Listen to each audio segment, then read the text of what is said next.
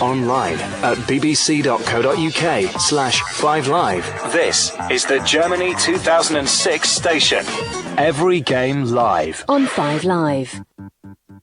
This Friday, the country will remember the first anniversary of the London bombings. We've heard many stories about the rescue work the emergency services carried out that day. But what is less well known is that alongside them were volunteer ministers from Scientology. This morning, the 5 Live report goes undercover to investigate how, from the London bombings to Ground Zero, volunteer ministers from Scientology travel the world, providing what they claim is effective help in times of peril. Did they do anything like that after the London bombing? Yes. We all went help. We were all there. You were all there? Oh, yeah. You went, whereabouts did you go? Were you... Russell Square. We were part of the emergency and we've helped. We also reveal how the world's biggest single terrorist attack became an opportunity for one big recruitment drive.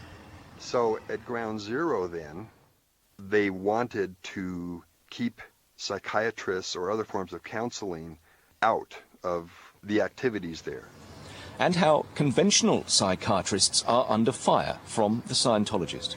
If you start off in an organisation which begins with a science fiction novel as the basis for its beliefs of the world and the universe, and from that point of view is proposing to criticise, say, the way in which we understand the schizophrenias in 2006, I'm afraid I'm not going to take part in the conversation. Well, investigating this for the 5 Live report were Elodie Harper and Naomi McMullen. And Elodie joins me this morning. Morning, Elodie. We've all heard of Scientology. Just remind us what it is. Well, firstly, although it's often called a church, officially it actually isn't, or certainly not in this country, as the Charities Commission denied it that right in 1999 as it failed to promote, in their words, moral or spiritual welfare. It is recognised as a religion in some other countries, though, including the USA, where, as we know, it has a very high-profile following. Its belief system is based on the writings of L. Ron Hubbard, and particularly his book from 1950, which is called Dianetics, the Modern Science of Mental Health. You went undercover to a meeting of the Citizens Commission on Human Rights. Now, what exactly is that? Well, we went to 3 meetings of the CCHR, or Citizens Commission of Human Rights, which is a wing of Scientology dedicated to fighting psychiatry, which it says is the reason why our society is failing. The meetings were led by Paul Fletcher, who's the director of CCHR's London branch, and Stefania Sisko, a director of special affairs for Scientology. And watching over us while we met was an imposing 6-foot-high portrait of L. Ron Hubbard, which dominated the meeting room, along with rows and rows of his books. And much of the meetings were spent watching videos which set out Scientology's views on psychiatry and why they believe it's harmful to us. Right, so how is this linked to their work on the 7th of July last year? Well, CCHR believes that mental illnesses, including post-traumatic stress disorder, don't actually exist, but are just a fraud invented by psychiatrists as part of a plan to gain social control. And they also believe psychiatrists, or psychs as they call them, are so dangerous that Scientology actually has a duty to protect the public from them in times of crisis. And we discovered that was exactly what they tried to do on the streets of London on the day of the bombings almost 12 months ago. I was reading on the CCHR website how, CCHR went out after 9/11. Right, yeah. You know, go to the site and say, look, you don't have to go to a psychiatrist. That was a volunteer minister. That was volunteer minister. Did they do anything like that after the London bombing? Yes. Or... Yes. Oh, yeah. We had a yellow van, which was going on. We all went help. We were all there. You were all there? Oh, really? yeah. You went, whereabouts did you go? Were you... Russell Square. We were part of the emergency and we've helped quite a lot. And do you remember the Reading train disaster? Mm-hmm. We went there too. We were there. I was there too. And what kind of help and support did you offer? Well, we just offer whatever they need. Mm-hmm. You know, if they need to assist, these locationals, or they just want people help with the cleaning up. Because people are distressed, so you want, and you opportunity for psychs when they are distressed. Okay, you need counselling. You go in, that's it. We try to keep them away. Spiritual. Spiritual security. Spiritual security. Fighting the psychiatrists, keeping the psychs away. Do you think you got through to people? On 7/7. Yeah. What you just heard there was Paul Fletcher telling us that he and other Scientologists were keeping the psychs away when they went to help trauma victims amongst all the chaos of the day. And Stefania jokingly refers to it as a type of spiritual security needed to save people from the threat of receiving psychological counselling. But Paul Fletcher did say, didn't he, that the Scientologists on the ground, the volunteer ministers, helped out by offering cups of tea to the rescue workers, and that clearly is a valuable role. Yes, it is, absolutely. But he does also refer to practising what are called touch assists and locationals on trauma victims. Now, in particular, touch assists involve touching the person in order to put them in contact with the place of their physical or psychological injury. And these techniques are a form of faith healing based on Scientology's teachings about how the human mind works. Clearly, this is a difficult time, the week ahead, for the survivors and families of the London bombings. Has there been any reaction from them? Yes, there has. We spoke to one survivor of the 7/7 bombings who has some mental health training and was also approached by Scientologists after the disaster. They didn't want to be identified, but they did tell us how they were shocked that they and fellow survivors were targeted by Scientologists trying to recruit them and talking of Dianetics therapy as if it were a medically recognised form of therapy. Right, well, let's broaden the conversation, because it's not just at 7/7, is it, that Scientologists have been seeking out trauma victims? No, it isn't, not at all. I mean, in the days after the attacks on the World Trade Center in 2001, the National Mental Health Association in America warned people, in their words, to beware of Scientologists claiming to be mental health experts after they flooded the disaster zone with their volunteer ministers, who are the sort of worker ants of the organisation. So volunteers raced down to the Twin Towers from their Fifth Avenue headquarters and from across the USA in the hours after the Twin Towers were hit. We spoke to the NMHA, who did confirm this to us, and we also spoke to Bruce Hines, who is now an ex-Scientologist after 30 years in the organisation, and he was one of those ordered to Lower Manhattan on the morning of September the 11th. Scientologists believe that they have the only answers to problems of the mind and the spirit and that sort of thing, and that no one else does, including other religions. They will say that they accept other religions, but in reality they think only Scientologists have the answers. And starting way back in the 50s, L. Ron Hubbard began attacking psychiatry, and there's been sort of a battle going on ever since then. They've stated several times they want to destroy psychiatry. So at ground zero then, they wanted to keep psychiatrists or other forms of counseling out of the activities there. And alarmingly, he also told 5 Live that he wasn't only told to keep medically trained counsellors away. I know there was like organized buses coming up from Florida, where there's a large Scientology center, lots from California and from all around. So it ended up that there were hundreds going down there, probably every day. The idea was to get as many people as possible in yellow t-shirts down at ground zero, because the yellow t-shirts are very visible, just sort of to make an impact that way. And there's always a hope that someone who gets involved will then continue with Scientology. We're going to bring a guest in at this stage. Dr. Max Pemberton is here. He's a psychiatric doctor and journalist who last year also went undercover to report on the organisation. Max, good morning to you.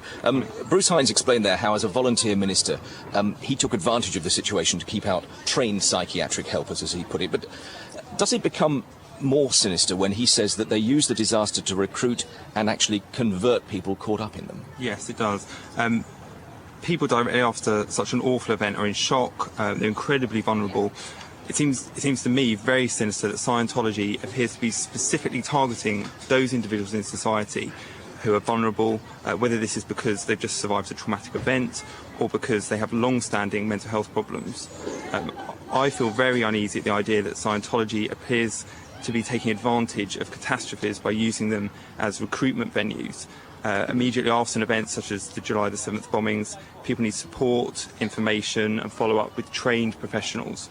The first few days after such an event are vital if the person isn't to experience long-term psychological problems. Because there's a situation there that was alluded to whereby Scientologists are treating trauma victims. Now, what do you make of that? Well, I'm very disturbed to hear that Scientologists are treating trauma victims when they actually don't even believe in post-traumatic stress disorder. Of course, we psychiatrists aren't infallible, and in particular, psychiatric medication shouldn't be seen as a panacea to all forms of mental illness. But it is a medically recognised treatment which is subject to rigorous peer review. And if Scientologists advocate getting rid of psychiatric treatment for trauma victims, I'd like to know what they're going to offer instead. Max, we will talk more as the report progresses. Also with us is Ian Howarth, who's from the Cult Information Centre and joins us here on the riverbank. Ian, good morning. Thank you for coming along. Good morning. We should stress straight away, we are not talking about a cult here. Stress straight away, we are not talking about a cult here. Or do you think we are? Well, if I was to answer that question, I might have to appear in court because Scientology, like other groups, are well known for being highly litigious. So let's just say that we're talking about a group about which we're very concerned. All right. Why should we be concerned when somebody is converted to Scientology, in your mind? Again, one has to be cautious as to what one says, but what I would say is that in 27 years of working full-time as a specialist in this field, I've had many hundreds of calls of complaint from families and friends of loved ones who've become involved in Scientology, along with many hundreds of other groups as well. And those that have contacted me about their concerns for loved ones in Scientology have indicated that these people have changed, in their opinion, changed for the worse. They are usually alienated from the family, or will be as time goes by. And they want help. They want to understand this better, and they want to look at ways forward. And for those people that have been successful in, shall we say, rescuing loved ones from that group, however the loved ones have come out, they've normally taken a tremendously long time to recover. In fact, the researchers Conway and Siegelman published back in January of 1982 in Science Digest an article called Information Disease, and according to their research, the average person leaving Scientology took 25.6 months to recover. But the people who are recruited, in quotes, they are free to change that decision, to opt out at any point, aren't they? Well, that's what Scientology would say. Well, what keeps them there?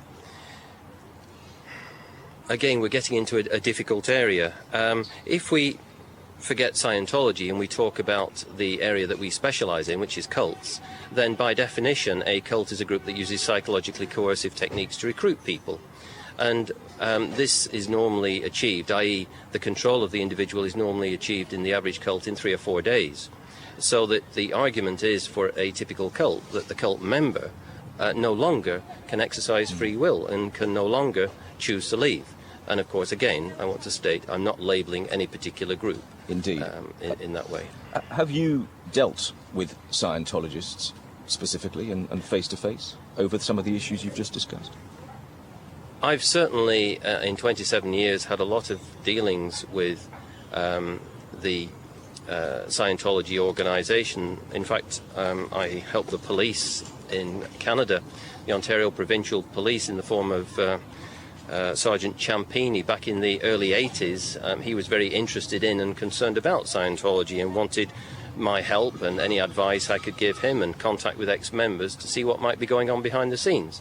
He contacted many people, and it led to the biggest raid in Canadian history, where 100 police officers raided the headquarters of Scientology. It led to criminal charges, and so today Scientology in Canada is seen to be the first religion with a criminal record, which is rather interesting.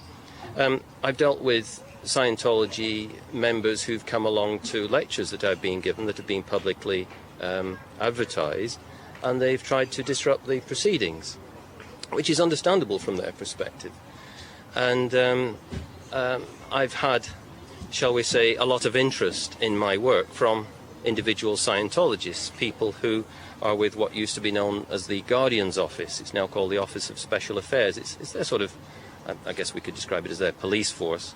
And they don't seem to like the sort of work that I do in trying to help individuals and families, and I've been the subject of various comments over the years and smears as well. Ian Howe, thank you very much for the moment. We will talk more to you, and inevitably, of course, we are going to hear the other side of the argument as well. When we return in a few moments' time, more secret recordings from inside Scientology's London branch as we investigate how they target disasters around the world and their attitude to psychiatry. There is a sense of the ridiculous in place. Scientology is in no position to criticise psychiatry. because Scientology itself could not possibly demonstrate a rational basis for what it thinks. We'd like to hear your thoughts on this as well. What do you think about Scientology's work with trauma victims? Perhaps you are a victim or approached yourself, or you are a Scientologist who has attended a major disaster. 85058 to send a text message. You can email julian@bbc.co.uk. You're listening to Julian Warwicker on 5 Live with you until 1 o'clock this morning, sitting alongside the banks of the River Thames in West London as a 10-kilometre sponsored riverside walk in aid of cancer research takes place. And we'll talk more about the issues raised by that event in the final hour of the programme. If you can hear noises off, it's because one or two families and others are gathering outside the pub here, maybe for an early lunch or a late coffee. A few joggers and strollers going by. There's a bit of rowing going on the Thames as well. Life continues after yesterday at around about 6:30, rest assured. Back to this morning's 5 Live report. If you've been listening for the last quarter of an hour, mind games, Scientology versus psychiatry. We've heard this morning how volunteer ministers from Scientology rushed to the London bombings and to 9/11 to offer what they call assists to victims. We've also been hearing secret recordings of senior members of the Church of Scientology explaining that the reason they were there was to keep trained psychiatrists away from trauma victims. Our reporter is Elodie Harper. Did the Scientologists you recorded say that they concentrated their efforts mainly on trauma victims in the US and the UK? Actually, quite the opposite. Paul Fletcher, the leader of the group we attended, told us he was first recruited by CCHR to keep an eye on the work of psychiatrists who were helping people in the wake of the tsunami. I went to India when the tsunami struck, just to help out on the relief effort. And I got called from CCHR. They were worried that they might be trying to divert the relief money to saying that, oh, we can help them, give us the money and just to buy loads of drugs. So that's when I went out there, I sort of met with the psychiatrist who had been pinpointed, identified. So I did a lot of research as to what psychiatry was up to over there. And I found out, they've got this plan like that in the States they did. They've got this plan to actually infiltrate all the medical centres throughout India, teach the GPs and the nurses how to identify the mentally disturbed, and then prescribe the medications that go with it. Because there aren't enough psychiatrists in India, there's only about 3,200. So what Paul Fletcher did in India was campaign against further funding for psychiatric treatment in the wake of the tsunami, even though, as we heard there, he admits that mental health care in India is already underfunded and understaffed. Yes, exactly. And the tsunami is only one of several disaster sites Scientology has targeted. Scientology's volunteer ministers can always be identified by their bright yellow T-shirts, and we found that they appear at disaster zones such as Hurricane Katrina, Beslan, and most recently the Indonesian earthquake. Now, in the aftermath of the tsunami, Dutchman Kaz de Jong was sent to Sri Lanka for the Médecins Sans Frontières aid agency. He was told by the Scientologists there that they were practicing something they called trauma therapy. But he also witnessed the Scientologists distributing their literature, which only confused already traumatized local people. One of the things we were observing was that they handed out leaflets and books. We saw the days after their visit that people were confused about what was going on, whether the medical services were also used for other purposes, like distributing books and leaflets and materials. Well, my personal opinion is that medical services should be strictly medical, because people who attend medical services are very vulnerable and extremely dependent. And medical professional, you should keep up the medical ethics and only provide medical care and do medical acts. And it should be beyond any doubt that there are other activities done under the pretext of medical care. Now, this week I met Dr. Philip Hodgson, who is an expert in stress counselling and trauma care, and also a spokesperson for the British Association for Counselling and Psychotherapy. He told us he was very troubled by Scientologists practising touch assists, as touching a patient is strictly forbidden in psychological counselling. What do you feel about Scientologists practising touch assists on trauma victims after 7/7? I think that the idea that a stranger who belongs to a particularly aggressive, proselytizing evangelical group or organisation coming along to do touch therapy, is it what is needed?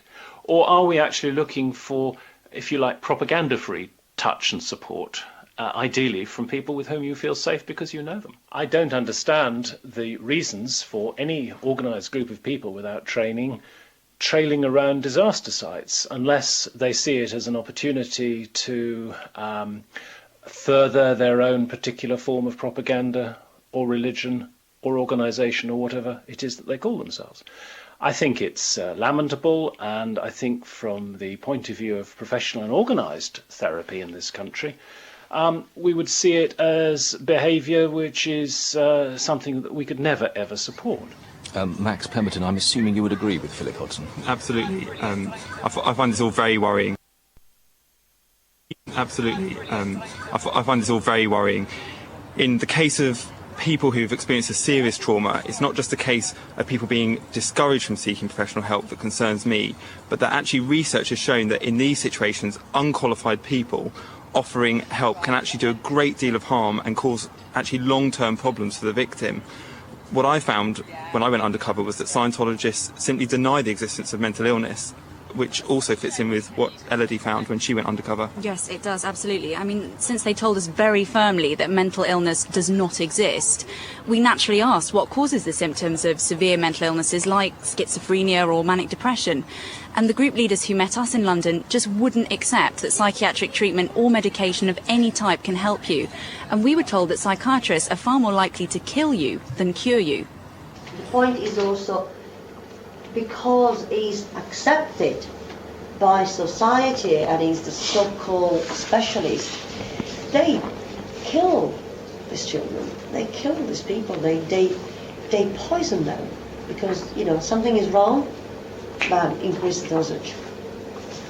You see what I mean? That is the point, and obviously what they do, these are called mind-altering drugs for specific reasons. If you look at it, you know, they don't even know themselves to realize what they do. You see, and some of them kill themselves, some of them kill others, and then they kill themselves.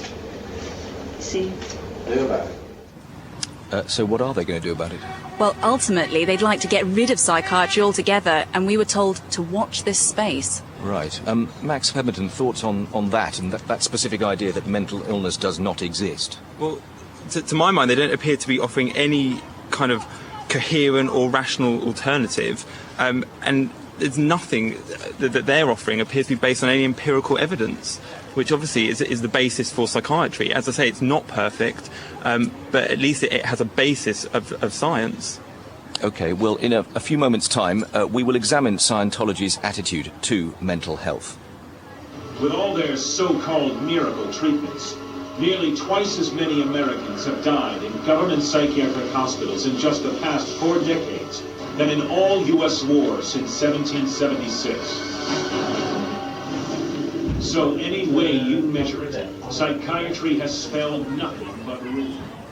We'll speak to a senior member of the organisation in a moment about recruiting at disaster zones, and obviously your thoughts on this are very welcome via email or text. Julian@bbc.co.uk, 850-582. Send a text message. Are you a former or current Scientologist who wants to defend it, or have you too been in a vulnerable position and been approached? We're happy to have all points of view from you on this. In a moment's time, as I say, we will talk to a Scientologist and put some of the points raised during this report to them. It's now 11:42. From the BBC, this is the UK's home of live news and live sport. 5 Live. Warwicker on Sunday. So this morning's 5 Live report has been looking at Scientology, its war on mental health. Elodie Harper has been undercover reporting on how Scientology targeted the London bombings as well as other disasters, and along with her doctor and journalist Dr. Max Pemberton. Just before we move on, Elodie, recap what we've heard so far. Well, we've heard from our secret recordings that Scientology volunteer ministers targeted disasters such as the London bombings and 9/11 to keep psychiatrists and trauma professionals away from victims. Now, Scientology has an estimated 10,000 members in the UK, and we attended 3 meetings at one of their 15 branches. Well, let's bring in Janet Laveau, who's the head of external affairs for Scientology, and Brian Daniels as well. Brian is Deputy Executive Director for the Citizens Commission on Human Rights, which is the branch of the organisation which campaigns against psychiatry. Janet, Brian, good morning, and thank you both very much for coming on the programme. Yeah, we're hearing just fine. Excellent, good. Let's deal with these issues point by point if we can, because obviously a lot of points have been raised here, and it's only right that you should have the chance to respond to them. Let's deal first of all with what happens at the scene of disasters, like 7/7, like 9/11. Do you have people there actively looking to recruit when people are suffering trauma? Well, Julian, we seem to have missed the first part of the show. But let me just brief you that the Volunteer Ministers was established by the Church to address the needs of different individuals on a day-to-day basis. Part of the Volunteer Ministers program also includes a disaster response team, which is an organization of volunteers especially trained to respond in times of disaster. The motto of the Volunteer Ministers disaster response team is "something can be done about it." And our know-how is drawn from a greater body of the Scientology materials, and it's intended for the use of people of all beliefs so that they can help others in the aftermath of a catastrophe. What are their qualifications for that specifically? The qualifications for those vary from individual to individual, keeping in mind that when you have a disaster situation, there's a lot of different things that are needed. For example, in New York during the time of 9/11, one of the things that was needed most was assistance on the bucket line. Organizations for food stalls, those sorts of things. A lot of the relief work that we do actually is directed at the emergency workers, who unfortunately are the ones that are sort of most forgotten about during those time periods. Well, we have acknowledged during the report that sort of work has gone on and made specific reference to it during that in order to try and strike the right balance here. The point I'm trying to drive at is the idea that there are people there who are looking to recruit members of your organisation at a time when people are deeply stressed and traumatised. Does that happen? No, Julian, that's completely... Not at all. That's completely a false report. Let me just give you here... We heard people on tape with an undercover reporter present acknowledging that happens. Well, no, I didn't hear that tape, unfortunately, but let me just say something on that, is that I don't know what the question was that was asked to elicit whatever the comment was that was elicited, but that is not the purpose. Let me just give you, to hear it from someone else, aside from ourselves, this is from the New York Police Department. Actually, if I can help you there, it was in fact, it wasn't during the secret recording, it was Bruce Hines, who was a former Scientologist, who said that he was there to recruit people at 9/11. Well, I don't know who Bruce Hines is or what he was there for, but that is absolutely not the purpose. And let me just give you, this is a letter from the Chief of Police, New York Department, who says, "I want to express to you my appreciation in all that your church has done in these difficult times, and I would ask that you pass my thanks along to your volunteer ministers. As one who saw firsthand what was needed at the World Trade Center site in the days and weeks immediately after September 11th, I want to thank you, the Church of Scientology, and the volunteer ministers of the Church of Scientology, many of whom came long distances to help us. The volunteer ministers worked with great energy and great compassion at Ground Zero, helping to ease the physical burdens and mental strains of the rescue workers. From the earliest days, let me just finish. From the earliest days of this tragedy until the time when volunteers were no longer needed at the site, the people of your church were there in force. The organization, the caring, and the dedication of your volunteer ministers was exceptional and very much appreciated, and will long be remembered by those who received their help. I cannot thank the volunteer ministers enough." That's Janet, from the New York Police Department. Elodie has a letter that she wants to quote to you. Can you also answer that the Deputy Fire Commissioner, Frank Gribben, expressed his concerns that Scientology volunteer ministers were urging people not to take their medications, which had been prescribed by doctors, and he had the backing there of Dr. David Present, who also expressed his concern about this. I have no knowledge. Where is this person from? It's Frank Gribben, the Deputy Fire Commissioner in New York. Well, I have the letter from the Chief of the Department of the New York Police Department, so I have no knowledge of what it is that you're referring to. Could you also, on tape there, Paul Fletcher said that they were keeping psychiatrists away from trauma victims. Have you any comment to make about that? I have that I've never heard of before. The volunteer ministers work alongside of the different agencies, government agencies, other churches, other religions. We're there to help the same as everyone else is there to help. Why are they better placed to do it than trained psychiatrists and trained counsellors who in many cases have had years of training before they are remotely qualified to go to that sort of scene? Yeah, I'm going to turn that one over to Brian. Yeah, morning, Julian. Good morning. My name's Brian Daniels. I'm from the Citizens Commission on Human Rights. Indeed. And with regards to why wouldn't psychiatrists be best placed? Well, I think the best thing to do is to look at the actual nature of the treatments, whether that be lobotomies, whether that be electric shock treatment. Sorry, can I just need to interrupt there. We do have somebody who is qualified in that field sitting here listening to this. This is Max, is it? Yes. Hey, it is. Hi, Max. Hi, Brian. I've got to just interject there, because I mean, lobotomies, certainly historically, psychiatry, as indeed lots of medicine, in fact lots of institutions, has quite a shady past. But I mean, lobotomies haven't been done for decades. Okay, let me stop you there, Max, because in 1999, a high-profile case of Lena Zavaroni, who at 35 years old had been under psychiatric care for a couple of, I mean, at least 10 to 15 years. And she was found to have an eating problem, and then she was given psychiatric drugs, and then she was given psychiatric drugs. It didn't really go anywhere. Then she was given electric shock treatment in Canada. That didn't work. And then she went back onto some other psychiatric drugs, and I believe it was antidepressants, which didn't seem to do it. And then in September 1999, she undertook a lobotomy in Cardiff under the neurosurgeon called Brian Simpson, and then she died 4 weeks later.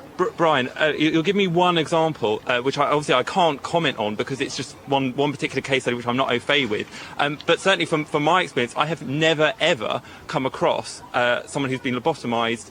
It's just not done anymore because there's no clinical indication for it. We have pharmaceutical advances and psychotherapeutic advances, which means that it's not needed anymore.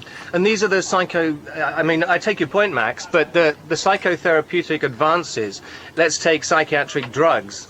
I mean, internationally, since 2002, there's been international studies and psychiatric drug warnings that now total 52. In 2002, it was 3. There is a great awareness of the fact that these psychopharmaceutical products are not all they're made out to be. Right, and the fact is, let me just finish on that, because there's the side effects such as aggression, violence, hallucinations, and even suicidal ideation, those things which they are prescribed for and which they're purporting to actually treat. So are you saying that the reason why you're keeping psychiatrists away from trauma victims at 7/7 at 9/11 is because you're afraid they're going to be lobotomized and given dangerous drugs? Is that why you're keeping them away? That's a little bit eccentric, I think. Well, you raised them first, with respect, but anyway. No. And as I said before, Julian, that is not, wherever that report came from, it is a false report. It is incorrect. That is not why the volunteer ministers go to... Every single person in that meeting agreed that they were there to keep psychiatrists away. This was not just one rogue member of the Church of Scientology. That this was the entire meeting. No, they said they needed to rescue trauma victims from the clutches of psychiatrists. Were you the one that was there in the meeting? Yes, I was. Oh, okay. Well, from the conversations that I've had with other production staff at the BBC here in preparations for this show, one thing that I can say is that either, your understanding was completely incorrect, or the communication that was given completely confused individuals as to what the CCHR Janet, actually is. I had not heard the tape and prior to now, but I heard people genuinely celebrating the idea of keeping the psychs away. It was as clear as night follows day. Well, okay. I mean, as I said, Julia, unfortunately, we haven't been privy to listening to that particular tape, so it's really hard to comment. All right. But can I put another point to you, which I think is quite important here, because it gets into the sort of the kernel of why this discussion is happening. Do you both believe that mental illness does not exist? Well, let me come to that. Now, when you consider what it is that psychiatric patients, those people who are receiving the so-called treatments, are being told. Let's take the prevailing psychiatric theory, or one of them, and that is the chemical imbalance of the brain. That's what parents of young children are being told. That's what adults are being told.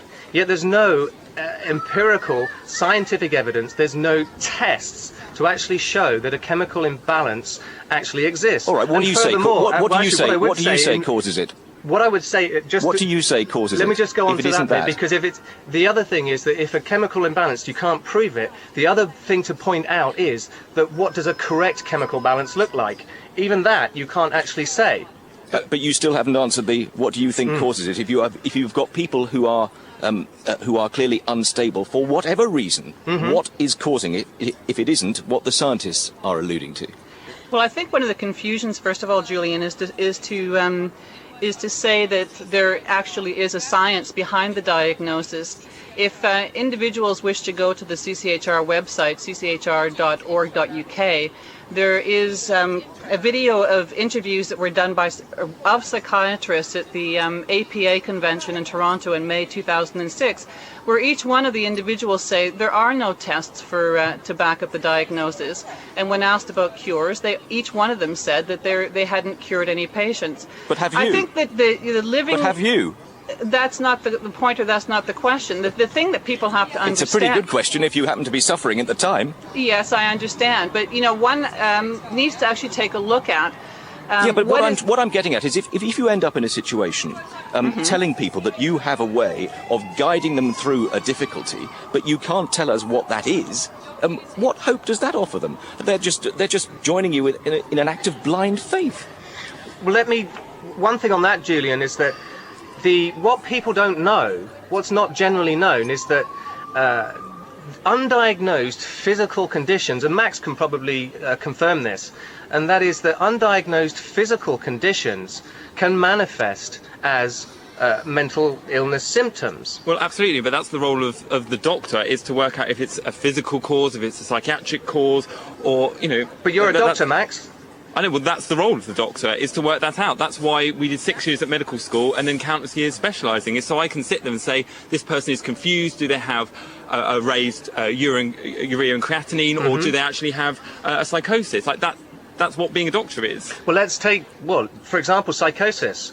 What is there, for example, what is the physical condition that may manifest as psychosis? I'm a layperson. Well, for example, if you have cancer and you have a high... I mean, I don't really want to get into the specifics here because I think it'd be interesting though. But if, for example, you have cancer, you have raised calcium levels, that can actually make can create lots of symptoms which would mimic what we classify as psychosis. What about psychosis? I think the thing you have to realise here is that all of medicine is about arbitrary lines being drawn between certain symptoms. So there's certain symptoms that are included, and that makes a diagnosis. Certain symptoms that are excluded, and that stops the diagnosis. But let's take psychosis. You raised that particular condition. I mean, how would you suggest let me treating just finish psychosis? that, because what I have found, and this is from doctors, is that a vitamin B12 deficiency. So is that how you would treat psychosis with vitamin B12? Is that what you're saying? No, I'm not. I'm saying that's what a doctor said,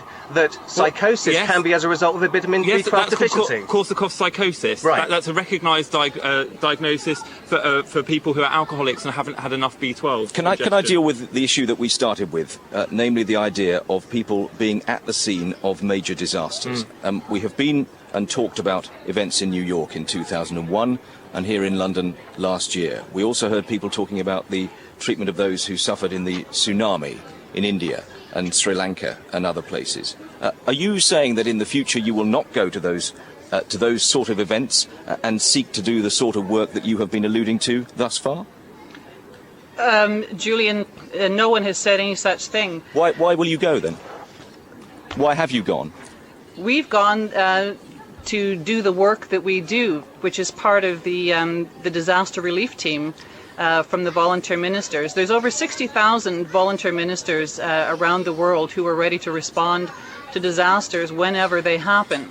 Okay, Janet, I just want to bring Ian Howarth in as well. You're talking about the work that you do, but the work that you do has been seen over the last few decades to be creating difficulties in many parts of the world. Again, you have a criminal record, not you personally, but Scientology in Canada.